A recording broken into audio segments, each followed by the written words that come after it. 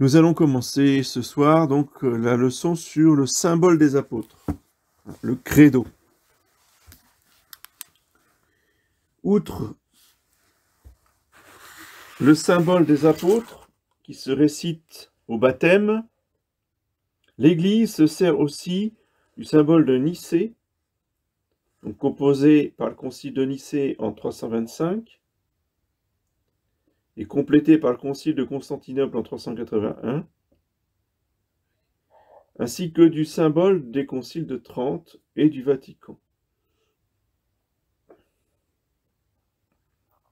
Le symbole de Nicée se dit à la messe avant l'offertoire.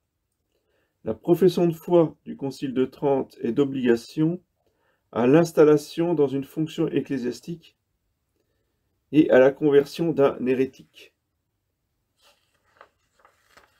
Et donc quelqu'un qui revient de l'hérésie, je pense en particulier aux finéistes, mais aux modernistes, aux protestants, aux orthodoxes, eh bien, ils doivent réciter l'acte, ils doivent réciter le credo, le symbole des apôtres.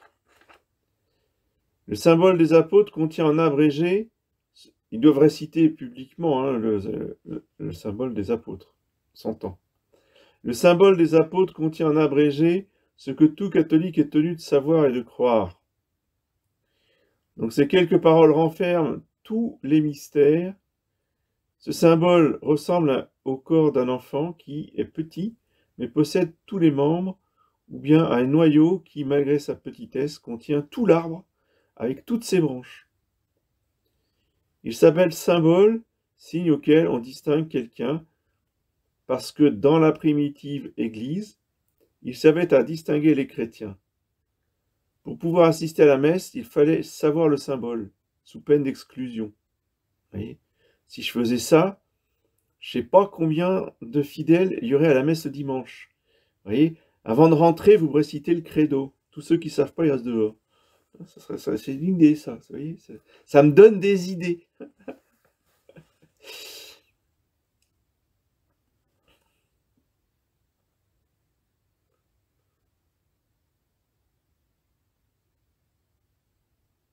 Il était défendu de le communiquer à ceux qui n'étaient pas baptisés, comme il est défendu en temps de guerre de communiquer le mot d'ordre.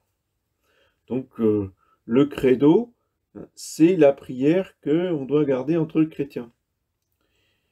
C'est ce qui fait le chrétien.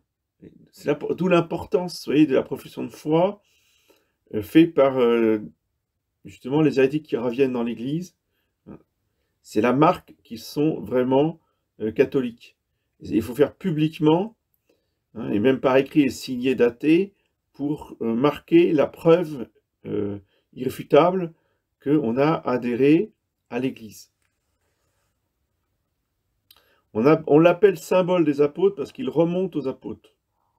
Les apôtres, d'après saint Augustin, étant sur le point de se séparer, ont fixé une règle sûre de prédication afin que malgré leur séparation, ils fussent toujours unis dans la doctrine. Cela ne veut pas dire que les mots mêmes viennent des apôtres. Il s'agit du fond. Jusqu'au VIe siècle, on y a ajouté différentes explications. Par exemple, au mot Père, on a ajouté celle de Créateur. Au mot Jésus, on a ajouté conçu du Saint-Esprit. Au mot Sainte Église, on a ajouté le mot catholique, etc., etc. Tous ces ajouts furent motivés par l'apparition de certains hérétiques. Mais de même que l'homme, par la croissance, n'acquiert aucun membre nouveau, ainsi le symbole n'a pas admis une vérité nouvelle. Ce sont juste des précisions circonstancielles, liées aux circonstances. Saint Pierre a exercé sur la rédaction du symbole une influence décisive, car on y retrouve les pensées fondamentales de ses discours à la Pentecôte, à la guérison du paralytique au temple, de ses deux défenses devant le Sanhédrin. Dans la primitive Église, le symbole n'était qu'une formule de profession de foi qu'il fallait réciter avant le baptême et qui rendait en abrégé la doctrine des apôtres et l'instruction religieuse qui avait précédé.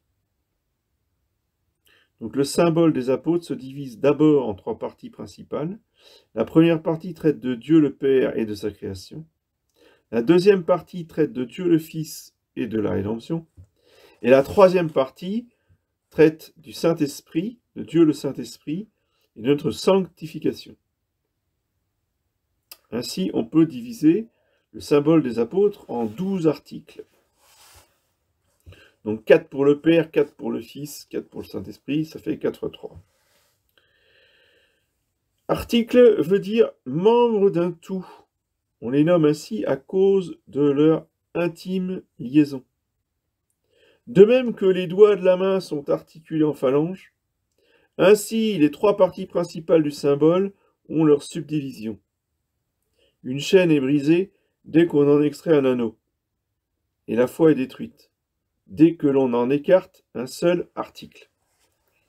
Donc j'insiste beaucoup là-dessus, voyez.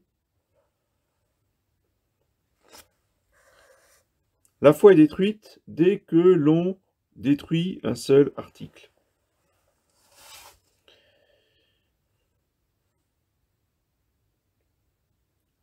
Les articles de foi sont énoncés dans la Bible et dans le magistère de l'Église.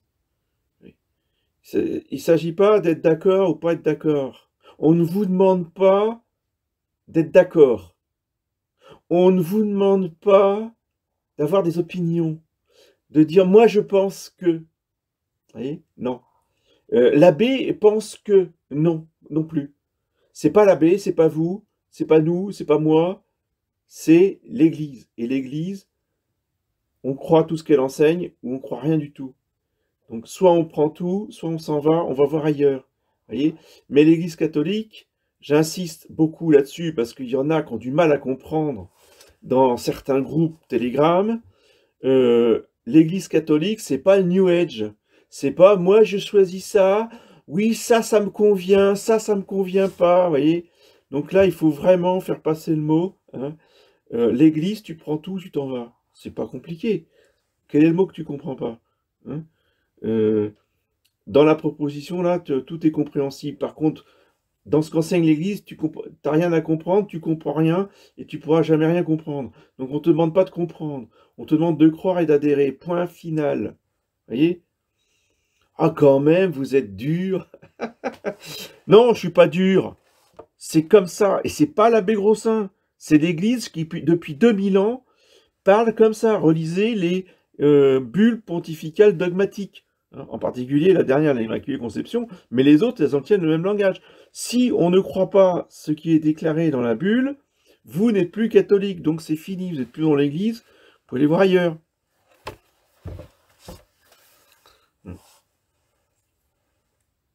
Et si on a été hérétique, et si on a soutenu des hérésies, ou si on a lutté contre l'enseignement de l'Église sur tel ou tel point, alors vous êtes toujours les bienvenus, il n'y a pas de problème, tu peux revenir, mais tu te mets à genoux devant tout le monde, et tu dis, à partir de maintenant, je crois dans tous les articles du credo. Voilà. Comme ça, tout le monde est témoin que un tel jour, il a fait sa profession de foi, c'est bon maintenant. Oui, autrefois, bon, il a adhéré à ceci, il a rejeté cela, d'accord, bon, ça c'était avant. Mais ce jour-là, on l'a tous vu, on l'a tous entendu, il a adhéré au credo, il a adhéré à l'enseignement de l'Église. Vous voyez, il a mis sa main droite sur les saints évangiles en disant, je le jure, c'est bon. Vous voyez, c'est ça le but d'une abjuration. C'est pas que l'abbé Grossin, il veut avoir un pouvoir qu'il n'a pas, hein, et puis il veut nous faire des abjurations alors qu'il n'a pas le droit. Je me fiche perdument d'une question de pouvoir ou pas de pouvoir. C'est pas une question de pouvoir, c'est pas une question de juridiction, c'est pas une question de droit canon.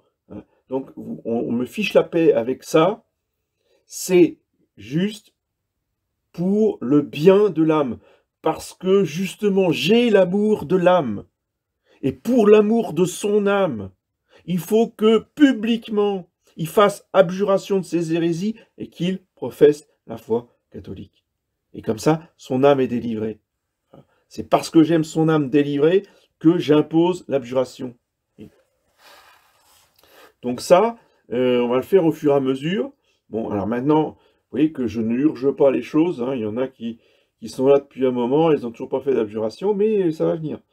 N'inquiétez pas, on va y venir tout doucement. Et donc la leçon de catéchisme de ce soir, déjà, vous voyez, est là pour faire progresser un petit peu les esprits, faire prendre conscience à ceux qui n'ont pas encore abjuré qu'il va falloir le faire. Vous voyez, voilà. Et ils en seront les premiers bénéficiaires. Le bonheur sera d'abord pour leur âme. Moi, je ne retire aucun intérêt de cette chose-là. C'est pour eux uniquement. Alors, on peut diviser le symbole des apôtres en 12 articles. On trouve dans l'Ancien Testament les figures suivantes de ces 12 articles. Le grand prêtre qui portait un pectoral avec 12 pierres précieuses portant cette inscription. Alors là, vous voyez, donc l'abbé Spirago va décliner le symbolisme du nombre 12. Très intéressant. Donc le pectoral avec les 12 pierres précieuses, qui portait cette inscription « Lumière et vérité ». Il y avait 12 pains de proposition sur la table d'or à l'entrée du tabernacle. On voit 12 pierres pour construire un autel à l'entrée de la terre promise, donc au bord du Jourdain. 12 articles sont en effet 12 joyaux qui répandent la lumière et la vérité et que nous devons porter dans le cœur, c'est-à-dire croire. Ils sont le pain spirituel que nous est offert à l'entrée de l'Église, c'est-à-dire au baptême. Ils transforment notre cœur en un autel sur lequel nous offrons à Dieu nos prières et nos bonnes œuvres. La division en 12 articles indique que le symbole contient les vérités prêchées par les 12 apôtres. Et donc pourquoi 12 ? Parce que les apôtres vont prêcher le credo sur la terre entière, c'est-à-dire aux 4 points cardinaux.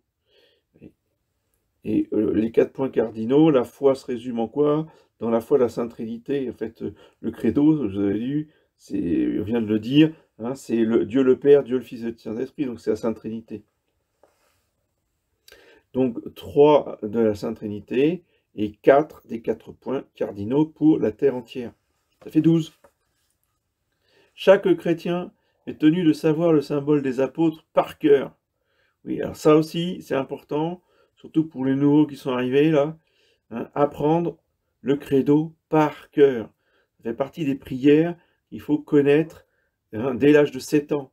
Alors, les petits-enfants doivent apprendre ça par cœur. Alors, les adultes, c'est la même chose. Quiconque néglige de l'apprendre se rend gravement coupable. D'accord ? Donc, c'est-à-dire c'est un péché mortel. Refuser d'apprendre le credo par cœur, c'est un péché mortel. Ça fait réfléchir, ça, quand même. Dans la primitive Église, on ne baptisait pas ceux qui n'avaient pas fait cette profession de foi, et on ne laissait pas assister à la messe ceux qui par là ne le pouvaient pas. Parce qu'ils ne pouvaient pas justifier leur qualité de chrétien. Récitez le credo tous les jours à la prière du matin et à la prière du soir, de même qu'avant le chapelet, afin de rafraîchir votre foi. Le symbole est le renouvellement du pacte conclu avec Dieu dans le baptême. Il est une cuirasse qui nous protège contre nos ennemis. Les aliments corporels ne nourrissent que quand on les prend fréquemment. La foi aussi ne soutient la vie de l'âme que quand on en répète fréquemment les actes.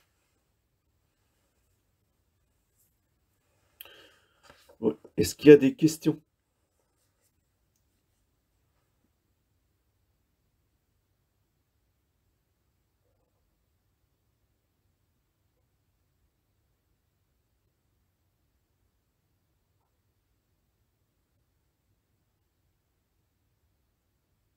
Il n'y a pas de questions.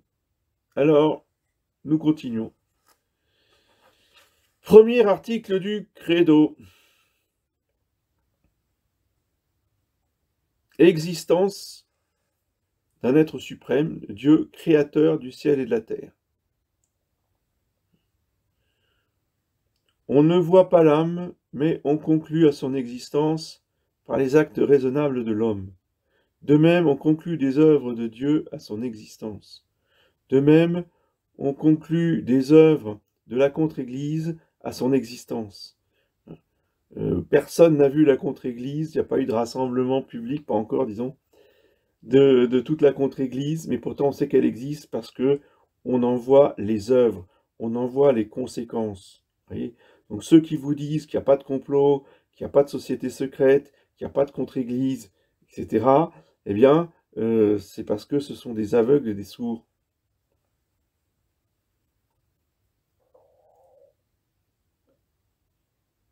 Alors,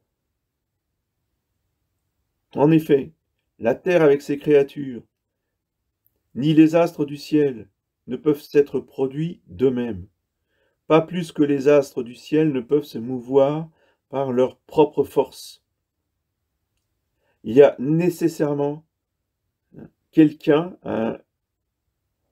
un être supérieur qui fait mouvoir et qui a créé toutes ces étoiles, tous ces astres, tout l'univers, toutes ces galaxies. L'existence seule des astres nous permet de conclure à l'existence de Dieu. L'arabe conclut des traces sur le sable et nous, des traces sur la neige au passage d'un voyageur. Nous concluons de même de l'existence des astres à celle de Dieu. Les astres ont aussi peu pu se produire d'eux-mêmes qu'une ville ne s'est jamais bâtie d'elle-même. Vous voyez, ceux qui nous expliquent que le Big Bang a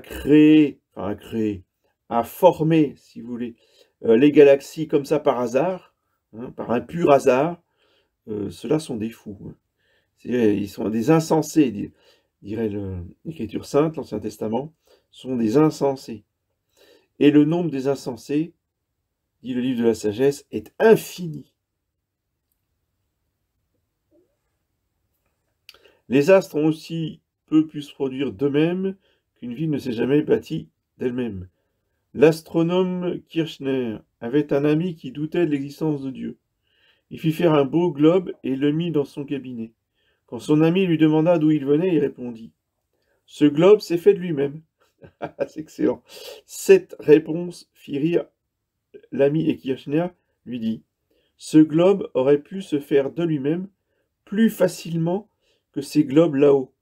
Un flambeau ne s'allume pas de lui-même, et quand il est allumé, il s'éteint au bout de peu d'heures. Or, au firmament, lui un flambeau éclatant qu'est le soleil, et les siècles n'ont pas diminué sa splendeur.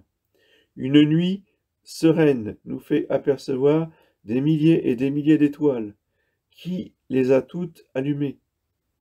Et qui entretient leur merveilleuse lumière? Voilà pourquoi David s'écriait « Les cieux racontent la gloire de Dieu, et le firmament publie ses ouvrages, l'ouvrage de ses mains. » Les êtres terrestres permettent aussi de conclure à l'existence de Dieu. « Interroge les animaux, s'écriait Job, et ils te l'apprendront, les oiseaux du ciel, et ils te le montreront. Entretiens-toi avec la terre, et elle te répondra, et les poissons de la mer, et ils te raconteront. » Oui, on n'a pas attendu les écologistes, nous, pour parler avec la terre et avec les poissons qui sont dans la mer. Je vous l'avais dit. Job, il faisait déjà ça. Qui ne sait pas que la main de Dieu a fait tout cela? L'immense univers est donc un livre où nous lisons l'immense gloire de Dieu. Si l'on trouvait sur une île déserte une belle statue de marbre, on dirait sans hésiter, il a passé des hommes ici. Et si quelqu'un s'avisait de soutenir que la pluie et le vent ont détaché un bloc de la montagne et lui ont donné cette forme, on le traiterait de fou. Mais c'est être plus fou encore de prétendre que ce merveilleux univers n'a pas de créateur. L'ordre admirable de l'univers permet de conclure à un organisateur d'une intelligence supérieure. Et évidemment, c'est parce que l'homme moderne ne veut pas reconnaître l'existence de Dieu, il pose ça comme principe au départ, Dieu ne peut pas exister, donc l'univers ne peut pas être ordonné. Parce que si j'admets que l'univers est ordonné, ça veut dire qu'il y a l'intelligence suprême de Dieu qui l'a ordonné. Et je ne veux pas reconnaître l'intelligence suprême de Dieu. C'est tout. C'est ça un athée, en fait. C'est pas quelqu'un qui croit dans l'absence de Dieu. C'est quelqu'un qui ne veut pas que Dieu existe. Ce n'est pas la même chose. Et tout d'abord, c'est l'ordre merveilleux de la voûte céleste qui fait conclure à cet ordonnateur. Ceci dit en passant, c'est marqué la voûte céleste. Une voûte, c'est circulaire. Quand un vaisseau cingle avec assurance vers le port, nous ne doutons pas qu'il ne soit dirigé par un habile pilote. Et de l'ordre éclatant de l'univers, nous concluons à sa direction par une sagesse infinie. Soutenir que les astres décrivent leur orbite d'eux-mêmes, c'est soutenir l'insanité d'un vaisseau d'Europe.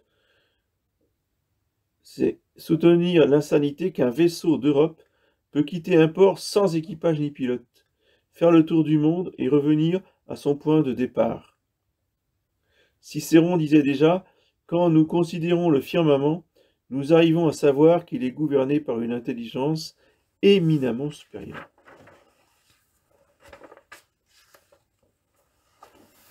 La Terre aussi présente le spectacle d'un ordre étonnant. L'alternance du jour et de la nuit, l'alternance des saisons, la structure admirable du plus petit insecte, de la plus petite plante, et surtout du corps humain, que saint Basile nomme un petit monde, fait conclure à un organisateur d'une raison supérieure. La plus petite maison suppose un architecte doué de raison. L'horloge la plus simple, la montre la plus simple, présuppose un horloger habile. Les lettres d'un ouvrage, de la Bible par exemple, ne peuvent pas s'être amassées ainsi par hasard. Et par conséquent, l'ordre admirable de l'univers peut-il bien moins encore s'être constitué par hasard de lui-même? Évidemment non. Le hasard est absurde. Le hasard, c'est le chaos. Le hasard, c'est le néant. L'univers ordonné a été créé par une intelligence infiniment supérieure qui a tout ordonné avec ordre, poids et mesure. Tous les peuples sont intimement convaincus de l'existence d'un être suprême, créateur du ciel et de la terre. Chez tous les peuples, même les plus abrutis, nous trouvons des hommages à une ou plusieurs divinités. Oui. On trouve des villes sans murs, sans roi, sans lettres, sans monnaie, sans loi, mais l'on ne trouve pas de villes sans temple, sans prière, sans sacrifice. Du temps de l'Antiquité, oui, c'était comme ça. Aujourd'hui, malheureusement, il y a des régions du globe où il n'y a plus aucune prière. Je pense aux pays communistes, en particulier. Et dit Cicéron, ce en quoi s'accorde la nature de tous les hommes doit être la vérité. Or, l'hommage à la divinité n'est pas le résultat d'une apparence comme la rotation du soleil autour de la Terre, mais le témoignage de la conscience humaine. La connaissance de Dieu est, pour ainsi dire, innée dans chaque homme. C'est-à-dire que chaque homme y arrive facilement. Les insensés seuls disent « il n'y a pas de Dieu ». Ceux qui parlent ainsi, tout en croyant les merveilles de la création, sont des hommes qui ont des yeux pour voir et qui ne voient pas, qui ont des oreilles pour entendre et qui n'entendent pas. Celui qui nie l'existence de Dieu est mûr pour un asile d'aliénés. Il porte le nom d'athée. Il n'y a d'athée que parmi les esprits orgueilleux ou les hommes de mœurs mauvaises. La meilleure façon de faire des athées, c'est de faire des LGBT. Et là, on est sûr qu'ils vont être athées. En se prenant pour sages, ils sont devenus insensés. Saint Paul aux Romains, chapitre 1. Celui-là seul nie Dieu qui auraient un intérêt à ce qui n'exista pas. Du reste, les athées parlent contre leurs propres convictions, car dans de grands dangers, ils invoquent Dieu quand même. Un hôtelier se moqua un soir d'autres croyants, et le même soir, il appela Dieu à son secours en présence d'un incendie qui avait éclaté dans le voisinage. Les athées ressemblent aux enfants qui sifflent dans l'obscurité par crainte des fantômes, pour faire croire qu'ils n'ont pas peur. Dieu prendra un jour au mot les athées. Il leur montrera que pour eux, il n'y a pas de Dieu bon, ni de bonheur éternel. Il suffit de se rappeler comment Dieu prit au mot les Juifs, qui, malgré tous les miracles, désespéraient du secours de Dieu contre les Cananéens et souhaitaient de mourir dans le désert. La révélation nous enseigne l'existence d'un être suprême, créateur du ciel et de la terre. Dieu a parlé aux hommes en divers temps et en diverses manières, pour se faire connaître à eux, dit saint Paul aux Hébreux. Il apparut à Moïse dans le buisson ardent et s'appela le Dieu d'Abraham, d'Isaac et de Jacob. Pour se distinguer de tous les autres êtres, il s'appela le seul existant en disant « Je suis celui qui suis ». Je suis. Exactement. Yehoua. Puis, en donnant la loi sur le mont Sinaï, Dieu répéta « Je suis le Seigneur ton Dieu. Tu n'auras point d'autre Dieu à côté de moi. Tu ne les adoreras pas, ni ne les serviras. » Pour prouver son existence, Dieu a opéré beaucoup de miracles. Par exemple, au mont Carmel, où 450 prêtres de Baal demandèrent en vain à leur idole d'envoyer le feu du ciel pour consumer leurs victimes, tandis que le prophète Élie faisait la même demande au nom du vrai Dieu, et il fut sur le champ exaucé. Dieu révéla aussi son existence par les miracles opérés pendant la captivité de Babylone, par exemple la délivrance des 3 jeunes gens dans la fournaise, de Daniel dans la fosse aux lions.